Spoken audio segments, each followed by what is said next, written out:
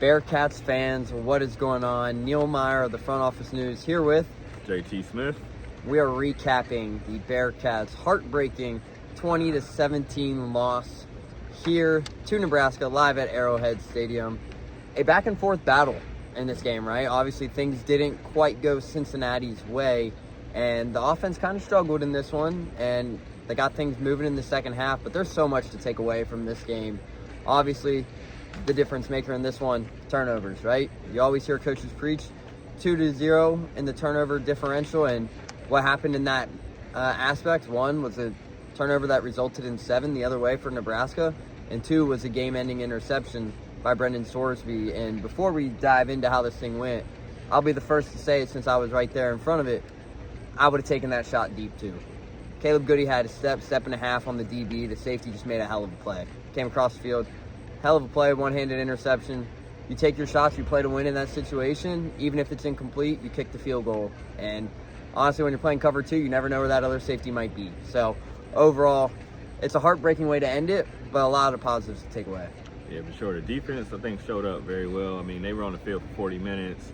Held Nebraska, solid offense, solid, team. I feel like Dylan Raiola played a pretty good game, but the Bearcats made a lot of plays. Defense end, just hold on to 20 points. Just think about it. They lost the turnover battle to 2-0.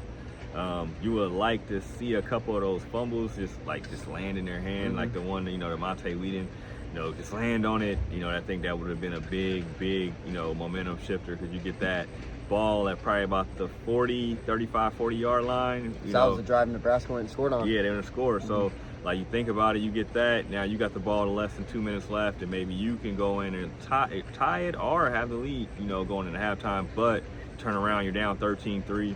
The Bearcats get a stop, early in the second half. They come down, cut the lead down to 3. Back and forth. I think they got another stop, but then they stalled out on offense, and then, on 4th and 2, Nebraska made a good night. 4th and 2, Raiola made a play to Key. Sorry, it's Dane Key, I think. Dane Key. Yeah, about the slot. Out the slot. 4th and 2, 3-yard touchdown. Boom. Now they're down 10 again. But then they, answer, pretty much run down Nebraska's throats. And now the game is 20-17. They get a big stop, and man, it just just wasn't meant to be that interception at the end. But the passing game has to get going, man. I just think if they can run the ball this well, even if they can run for upper 150s, or higher, or 200 each game, and then you can throw the ball you command 200 to 225 in the passing game, this team can be very, very, very formidable. But they have to get the passing game rolling. Yeah, I'm right there with you, too. And you look at the difference maker in this game. Jeff Caldwell's first catch didn't come until about 5 minutes of this one. Joe Royer was slow to get involved. They were really struggling to get him involved in this one until down the stretch. But overall, offensive line, I thought they played relatively well. You hate the false start penalties, but in an environment like this, I mean, it was 70,000 people here at Arrowhead Stadium tonight. Let's look at the exact attendance. 72,884 was the announced attendance here, and it felt like it. If we could turn the camera up there where the stadium goes up, you could probably see it behind us at one point. There was fans standing up against the wall here at Arrowhead Stadium, which is crazy. But on top of it, I thought the offense was slow, but I think that's first game jitters. I mean, in an environment like this, too, 4 false start penalties is crucial. But this was probably one of the top environments I have been to throughout my sporting journey.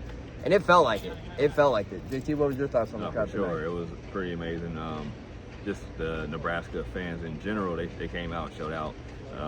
Hate to say it, but it's the honest truth, man. Like, when the band was playing before the game, they started saying "Go Big Red" over the band. You couldn't hear the band, and I was on the field. It was crazy. You could not hear the band playing because their fans turned up and just said "Go Big Red." So it's one of those things that the Bearcats were playing a home game that wasn't a home game, and they competed, man. So it is what it is, but it was a heck of an environment. I thought with that being said, not making excuses, thought they played very well in the environment. You like to see some stuff cleaned up, but first game, not a lollipop opponent.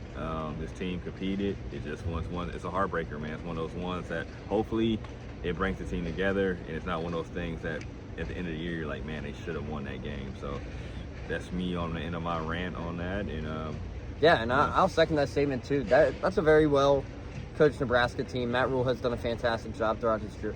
Dylan Raiola tonight, I don't think he got as much credit as he deserves in this one. You look down at the stats, finished 33 for 42, completing 80% of his passes, 243 yards, and 2 touchdowns. Cincinnati did what they needed to do. They got to the quarterback 3 times, had 3 sacks. You had the strip fumble. You just couldn't capitalize on those mistakes. I mean, you also can't forget the near pick 6 from Logan Wilson on the sideline. You can factor that into it. This game, Cincinnati had their opportunities, to say the least, but they fought back, and they fought a big hole. Yeah. And I think that's the biggest thing, that they have this fight. They have this resiliency. This is a tough group, right? In an environment like this, and you're down 17-10 with an opportunity on the road, or 13-3, whatever it might be, to turn things around and find that momentum, it was a difference maker. And it showed the tough grit and the kind of team this Cincinnati program is going to have this season. Now, everyone's kind of going to look, hey, what does this one loss do? What does this affect our bowl game situation, blah, blah, blah, the trip to Dallas? It's one game. You would have loved to win it. But, hey, on a big-time opportunity, a big-time neutral site game, you got to be proud of how this team fought until the very end. True, man. You got to. Yeah, and you can be mad about certain stuff too. That's not saying you look at this rose, with the rose-colored glasses. But at the same time, there's potential, man. This team could have folded. They were down. They were down 13-3 with double digits at the half. Yeah, and they did not fold. And they didn't have the ball, so like they literally were down 13-3, just turned the ball over, allowed them to score, and Nebraska had the ball coming out at half, and they didn't fold. So it's one of those things where you see them taking positive steps. But they gotta, it's a lot of little stuff they gotta clean up. So we just see what happens. Will they get better next week? I like to think they will, but we'll see what happens, man. And you keep building from there, and then hopefully this is kind of one of those footnotes at the end of the season. But it's right now it hurts. Yeah, and I know it hurts those guys in the locker room. You can tell by the conversation. You see how how they're walking around right now. But Brendan Sorsby said the confidence is still there. So we'll see how they keep improving, and then make sure you guys check out the front office news. We'll report how they improve, and you guys tell us know what you think they need to fix and that stuff, and that'll be our back and forth. So you got anything else to add on that? Yeah, just continue to check out the site. We're going to be uploading YouTube. We talked to Coach Satterfield, quarterback Brendan Sorsby, and linebacker Jake Golday following the loss. So we'll have those uploaded on the YouTube and the website here shortly. But continue to check us out. We got a lot of good stuff coming. Yeah, for sure. And then make sure he's going to have his recap up tonight.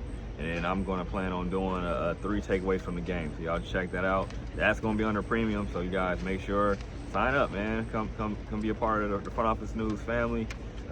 Bring you guys great content all the time. So I'm J.T. Smith. I'm Neil Meyer. I'm signing out.